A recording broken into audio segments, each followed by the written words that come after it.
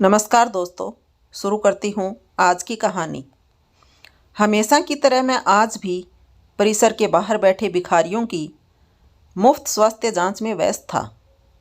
स्वास्थ्य जांच और फिर मुफ्त मिलने वाली दवाओं के लिए सभी भीड़ लगाए कतार में खड़े थे। अनायास ही मेरा ध्यान एक बुजुर्ग की तरफ गया जो करीब ही एक पत्थर पर बैठे हुए थे। सीधी नाक, घुंघराले बाल, निस्तेज आंखें, जिस्म पर सादे लेकिन साफ सुथरे कपड़े। कुछ देर तक उन्हें देखने के बाद मुझे यकीन हो गया कि वो भिखारी नहीं है। उनका दायां पैर टखने के पास से कटा हुआ था और करीब ही उनकी बैसाखी रखी थी। फिर मैंने देखा कि आते जाते लोग उन्हें भी कुछ दे रहे थे और वे लेकर रख लेते थे।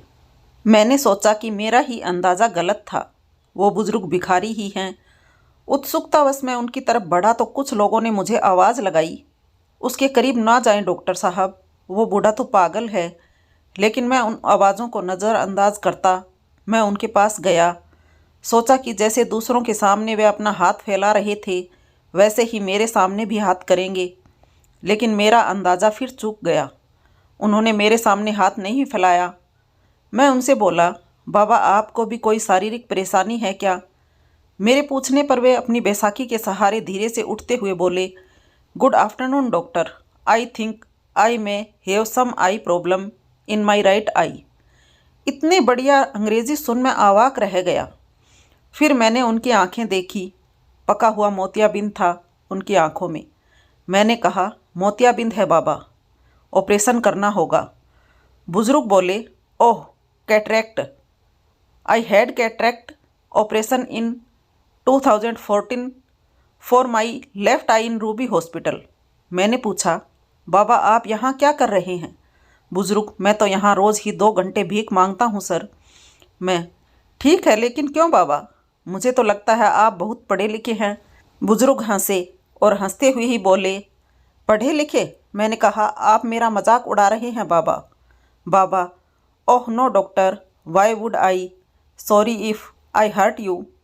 मैं हर्ट की बात नहीं है बाबा, लेकिन मेरी कुछ समझ में नहीं आ रहा है। बुजुर्ग, समझ कर भी क्या करोगे डॉक्टर? अच्छा ओके, चलो हम उधर बैठते हैं, वरना लोग तुम्हें भी पागल ही कहेंगे। और फिर बुजुर्ग हंसने लगे। करीब ही एक वीरान टपरी थी। हम दोनों वहीं जाकर बैठ गए। Well doctor, I am mechanical engineer. बुजुर्ग ने अंग्रेजी में ही शुरुआत की। मैं कंपनी में सीनियर मशीन ऑपरेटर था। एक नए ऑपरेटर को सिखाते हुए मेरा पैर मशीन में फंस गया था और ये बैसाखी हाथ में आ गई।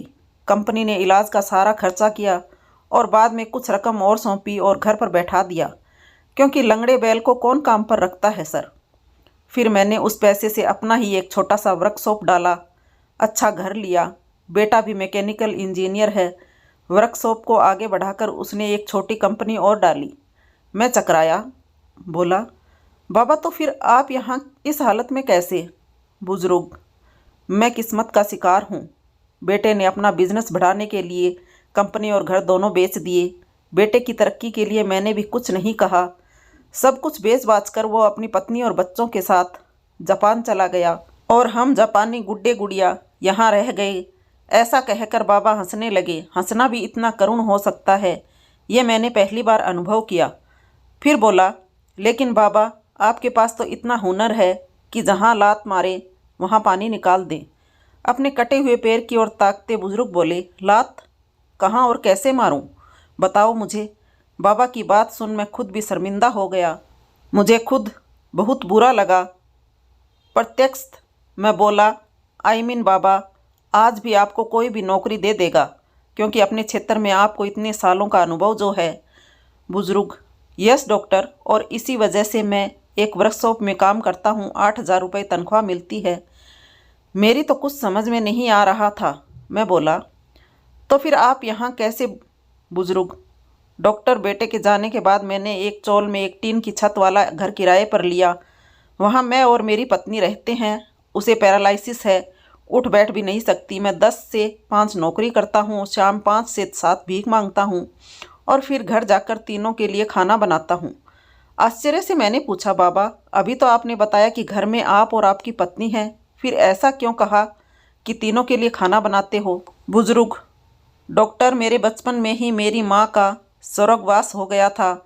मेरा एक जिगरी दोस्त था, उसकी माँ ने अपने बेटे जैसे ही मुझे भी पाला पोसा। 2 साल पहले मेरे उस जिगरी दोस्त का निधन हार्ट अटैक से हो गया, तो उसकी 92 साल की माँ को मैं अपने साथ अपने घर ले आया। तब से वो हमारे साथ ही रहती है। मैं अवाक रह गया। इन बाबा का तो खुद का भी हाल बुरा है, पत्नी अपंग है, खुद का एक पाँव नहीं है, घर बार भी नहीं। जो था वो बेटा बेचकर चला गया और ये आज भी अपने मित्र की माँ की देखभाल करते हैं। कैसे जीवट इंसान हैं। कुछ देर बाद मैंने सामान्य स्वर में पूछा, बाबा, बेटा आपको रास्ते पर ले आया, ठोकरें खाने को छोड़ गया, आपको गुस्सा नहीं आता?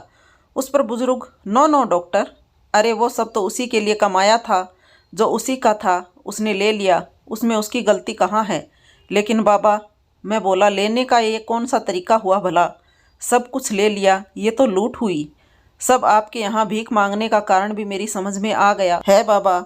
आपकी तनख्वाह के 8,000 रुपयों में आप तीनों का गुजारा नहीं हो पाता, अतः इसलिए आप यहाँ आते हो। बुजुर्ग: no, you are wrong doctor, 8,000 रुपये में मैं सब कुछ मैनेज कर लेता हूँ, लेकिन मेरे मित्र की जो माँ है उन्हें डायबिटीज़ और ब्लड प्रेशर दोनों हैं। दोनों बीमारियों की दवाई चल रही है उनकी। बस 8,000 रुपये में उनकी दवाइयाँ मैनेज नहीं हो पाती। मैं 2 घंटे यहाँ बैठता हूँ, लेकिन भीख में पैसों के अलावा कुछ भी स्वीकार नहीं करता। मेडिकल स्टोर वाला उनकी 2 महीने भर की दवाएं मुझे उधार देता है, और यहाँ 2 घंटों में जो भी मुझे पैसे मिलते हैं वो मैं रोज़ मेडिकल स्टोर वाले को दे देता हूँ। मैंने ऐपलक उन्हें देखा और सोचा, इन बाबा का तो खुद का बेटा इन्हें छोड़कर चला गया है और ये खुद किसी और की माँ की देखभाल कर रहे हैं। मैंने बहुत कोशिश की, लेकिन खुद की आंखें भर आने से रोक नहीं पाया। भरे गले से फिर मैंने कहा, बाबा, किसी दूसरे की माँ के लिए आप यहाँ रोज़ भीख मांगने आते हो?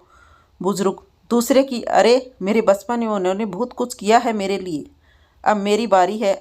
मैंने उन दोनों से कह रखा है कि 5 से 7 मुझे एक काम और मिला है। मैं मुस्कुराया और बोला, और अगर उन्हें पता लग गया कि 5 से 7 आप यहाँ भीख मांगते हो? तो बुजुर्ग: अरे, कैसे पता लगेगा? दोनों तो बिस्तर पर हैं, मेरी हेल्प के बिना मैं करवट तक नहीं बदल पाती। यहाँ कहाँ पता करने आएंगी? हा हा हा। बाबा की बात पर मुझे भी हंसी आई, लेकिन मैं उन्हें छिपा गया और बोला, बाबा, अगर मैं आपकी माँ जी को अपनी तरफ से नियमित दवाएं दूं तो ठीक रहेगा ना? फिर आपको भी भीख नहीं मांगनी पड़ेगी। बुजुर्ग: नो डॉक्टर, आप भिखारियों के लिए काम करते हैं। माँ जी के लिए आप दवाएं देंगे तो माँ जी भी तो भिखारी कहलाएंगी।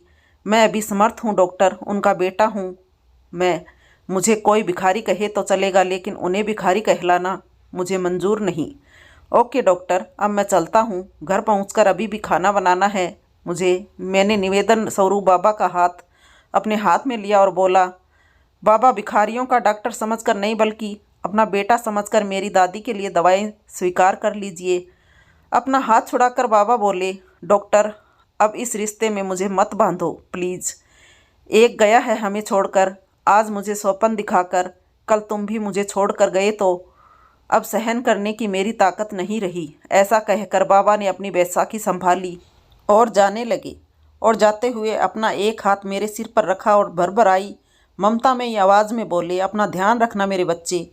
शब्दों से तो उन्होंने मेरे द्वारा पेश किए गए रिश्ते को ठुकरा दिया था, लेकिन मेरे सिर पर रखे उनके हाथ के गर्म स्पर्श ने मुझे बताया कि मन से उन्होंने इस रिश्ते को स्वीकारा। उस पागल कहे जाने वाले मनुष्य के पीठ फेरते ही मेरे हाथ अपने आप प्रणाम की मुद्रा में उनके लिए जुड़ गए। हमसे भी अधिक दुखी, अधिक विपरीत परिस्थितियों में जीने वाले ऐसे भी लोग हैं। हो सकता है इन्हें देख हमें हमारे दुख कम प्रतीत हों और दुनिया को देखने का हमारा नज़रिया बदले। हमेशा अच्छा सोचें, हालात का सामना करें। कहानी से कुछ प्रेरणा मिले तो जीव मात्र पर दया करना और परोपकार की भावना बच्चों में ज़रूर देना। तो दोस्तों, कहानी कैसी लगी? पसंद आई हो तो लाइक करें, कमेंट करें, शेयर करें, सब्सक्राइब करें। Thank you for watching my channel.